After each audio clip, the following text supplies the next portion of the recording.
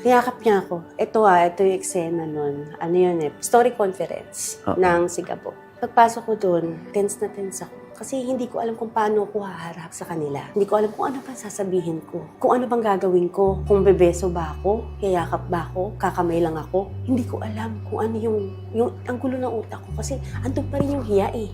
Diba? Ito yung unang beses na pagkikita namin eh. Pero nung dumating ako doon, nandun sila na nakita ko sila, may ka-meeting sila sa isang table sila may ka-meeting.